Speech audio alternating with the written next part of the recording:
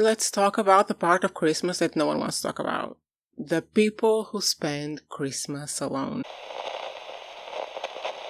I have spent Christmas alone many times, which I enjoy greatly because I, as many of you probably, come from a batshit crazy family. So Christmas alone is wonderful. It's very wonderful. However, a lot of people feel lonely during Christmas, and I'm here for you. I'm going to give you the perfect, well, not perfect, but a great list of books for you to read during Christmas.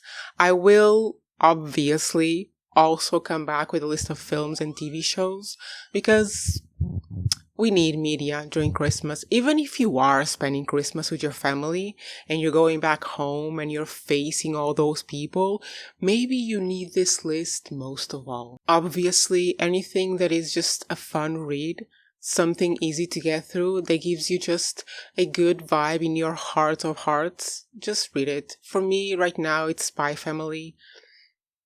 Any manga, any comic book, any graphic novel, any maybe middle grade, something like that.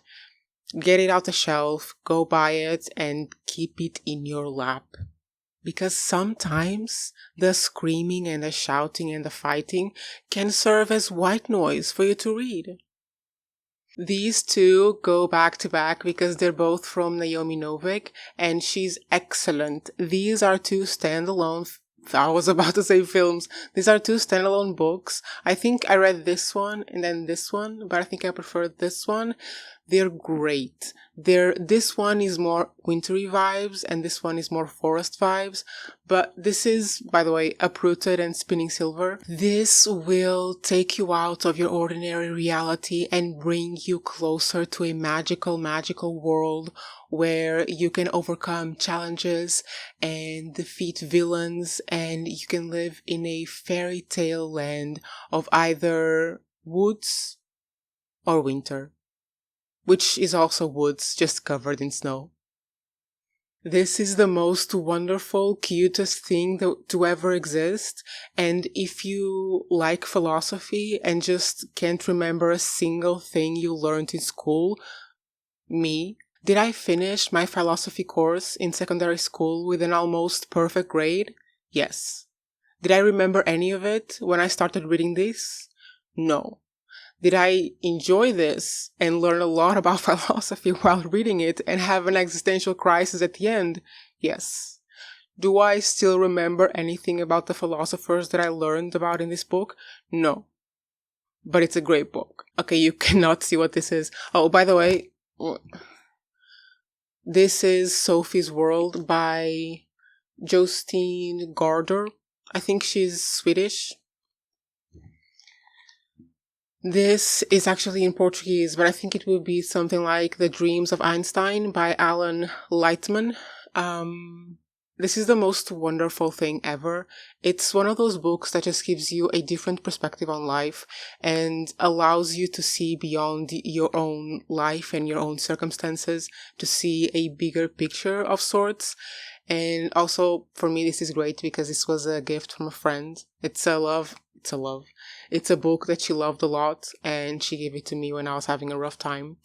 So, yeah, I can't give it to you, but I can give you the recommendation. If you're having a rough time, from a friend to a friend, we don't know each other, but let's just pretend. Oh my god, that almost rhymed.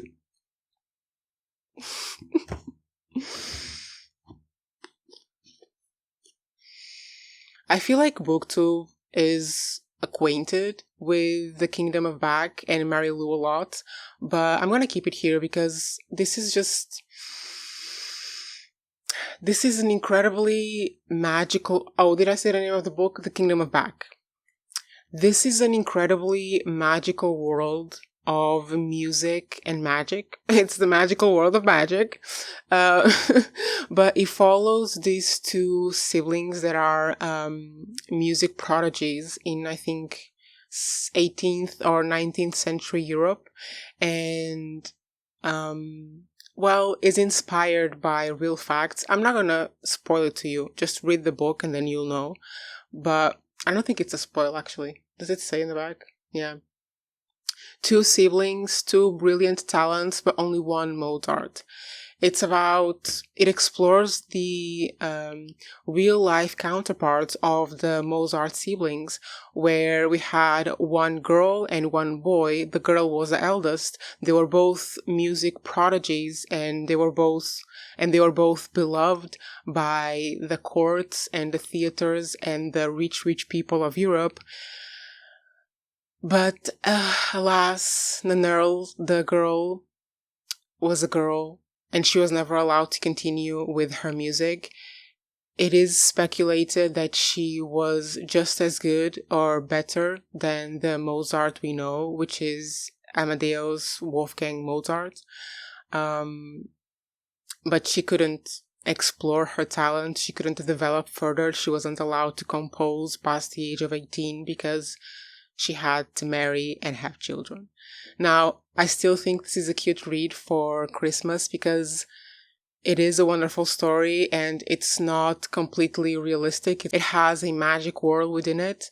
And honestly, Christmas is as good a time as any to reflect on the misogyny of the world.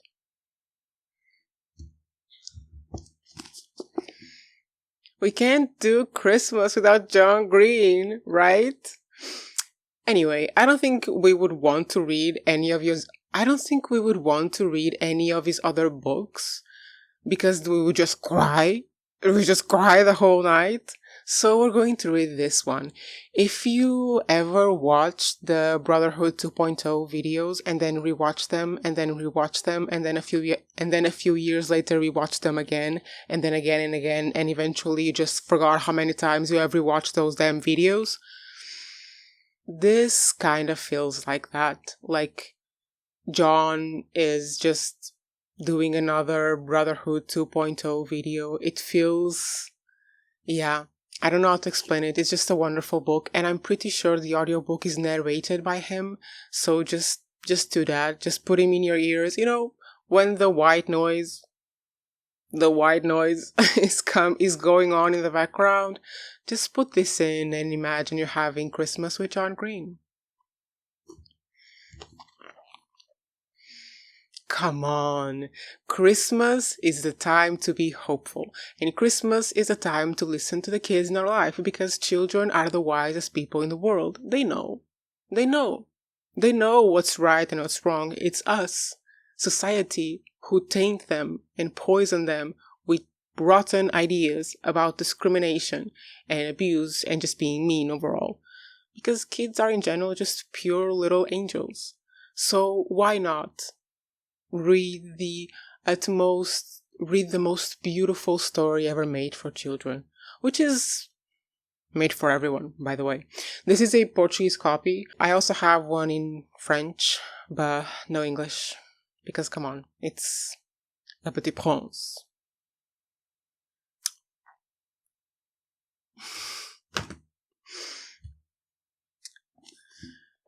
Do not read this book. This is here in the place of, what was the first one? A Deadly Education. Listen, A Deadly Education was fun. It was a fun book. I enjoyed the world building. I enjoyed the world in general. The fact that the only way that school exists, it's because the students believe it exists. That was very funny, comical to me. I enjoyed that a lot. So I would say read A Deadly Education. Don't read the other two books. They're boring. This is perfect for Christmas and winter in general. Guys, if you don't know about, you have to know. Oh, I picked the wrong one. Well, this is the second one, but I meant the first one, The Shadow of the Wind. That is a great book. This one is okay as well, but The Shadow of the Wind was insane. A Sombra do Vento. This is perfect for Christmas because you won't be able to put it down. You pick it up, you read the first page, and then you just sit there and you mummify. Everything in your body mummifies apart from your fingers because you need to turn the pages, and apart from your eyes because you need to read the words. But yeah, you read the first page, you mummify, and then you have to read the whole book. After you're done with the whole book, your body goes back to normal, and then you can go buy this one. Lastly, and most importantly, our baby boy, Sherlock Holmes. This is the complete. It's very beautiful. It's a very beautiful complete. It has illustrations. Like, can you see anything? It's a very beautiful complete. I'm pretty sure there's like a really cool big one.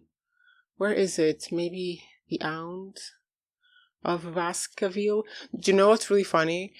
For the longest time, I thought you said the Hound of Bakerville. As in a town full of bakers. And then a friend of mine, who's kind of a snob, was like, no, it's the Hound of Baskerville. And I was like, okay, great. Leave me alone. Where is it? Where is the Hound? It's gonna take me 100,000 years to get there. Oh, here.